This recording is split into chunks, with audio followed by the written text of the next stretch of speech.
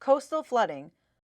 Florida's communities are experiencing it today and preparing for future increases with adaptation action areas.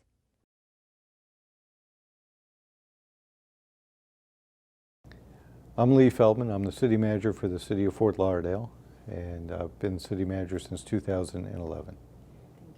When I first arrived in Fort Lauderdale, we knew that sea level rise was going to occur, but it really wasn't on everybody's radar screen. So through the city's visioning process and through the strategic plan, we've been able to elevate the discussion on climate adaptation. It's not so much anymore about climate change. We know that's coming. It's more about how do we adapt to it and what can we do better to make sure that as sea level rises and as we get more severe weather, ultimately we will be able to have a more sustainable community. All you had to look was 2 years ago at Hurricane Sandy, which was a storm that passed us by but had an everlasting impact as it washed out a portion of A1A.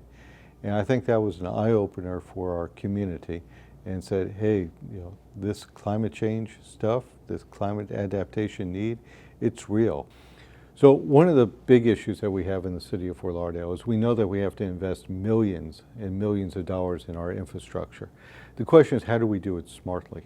We can do it the same way that we've done it over the years and see it wash away or be eroded by storms, or we can put in new sustainable practices into our adaptation action areas, and that will allow us to have infrastructure that, one, will address the problems in the future, and two, be around in years to come to actually maintain the effort.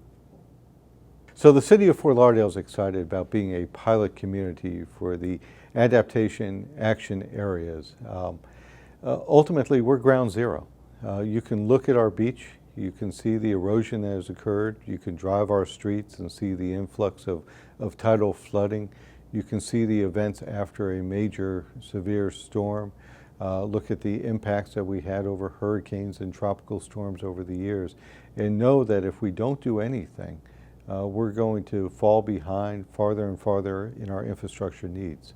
Ultimately, you have to employ climate adaptation strategies in everything you do. This is not something that's going to be fixed by any one person, any one division, any one department, or any one city. On June 17, 2014, Fort Lauderdale commissioners voted unanimously to transmit an Adaptation Action Area Comprehensive Plan Amendment to the state. The option to address sea level rise issues within the comprehensive plan is now encouraged by Florida's growth management legislation, which has defined an adaptation action area as a flexible term to describe an area that's particularly vulnerable to the related impacts of rising sea levels. Adaptation action area considerations can be weaved into planning and zoning, land use, infrastructure, and budget plans. The statute lists these suggestions as possibilities for criteria to designate adaptation action areas. This video is part of a suite of resources that the state of Florida is developing to promote successful adaptation action area approaches that will support each Florida jurisdiction that wishes to incorporate them. The South Florida Regional Planning Council is compiling resources including this video as well as other podcasts of Fort Lauderdale, a policy options report, a Fort Lauderdale case study, and an adaptation action areas guidebook.